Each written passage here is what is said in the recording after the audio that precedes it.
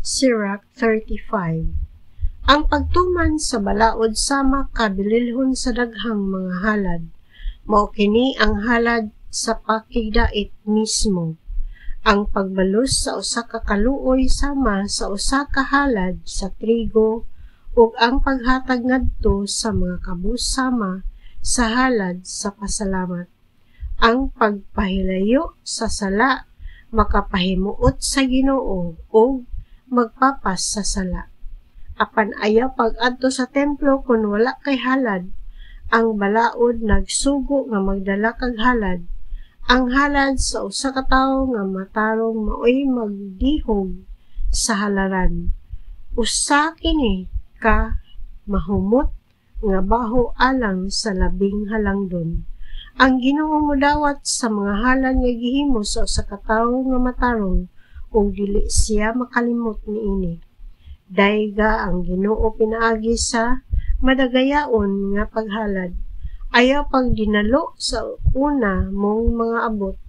Pag malipayon inighatag nimo sa imong gasa ug sa imong ikapulo. Paghatag ngadto sa labing halangdon kutob sa imong mahimo sama nga siya naghatag kanimo sa madagayaon gayon. Ang Ginoo magbalus kanimo og mas daghan pa. Apan ayaw pagsulay sa pagsuborno kaniya o sa pagsalig sa mga halad nga imong nakuha sa paagi nga dili maayo. Dili siya modawat niini. Ang Ginoo makiangayon ug wala siya'y pinalabi. Wala siya maghukom batok sa kabus. Kung ang usa ka tawo nga linupigan magampo ngadto kaniya ang Ginoo mamati gayud. Kung ang mga ilo ug mga biyuda magampo sila iyang tagdon.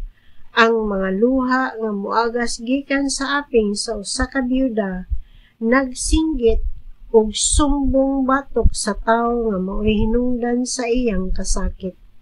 Alagari nga mahinangpon ang Ginoo ug dawaton kaniya.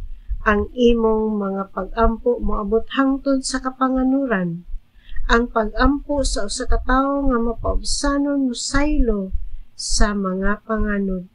Dili kini mohunong hangtod nga moabot sa Ginoo nga labing halangdon diin. Magpabiling kini hangtod nga iyang tubagon pinaagi sa patunhay sa hustisya o pagsilot sa mga sad-an. Ang Ginoo mubuhat sa walay langan, dili siya makapailob sa dautan nga mga tawo. Manimalos siya pinaagi sa pagdugmok sa mga wala moila kaniya.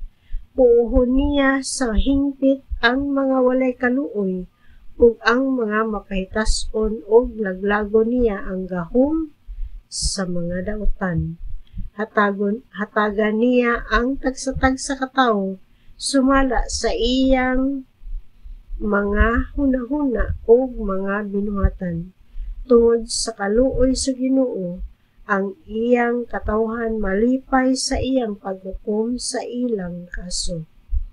Sa panahon sa kaguol, ang iyang kaluoy hangpon sama sa ulan human sa usa ka taas nga hulaw.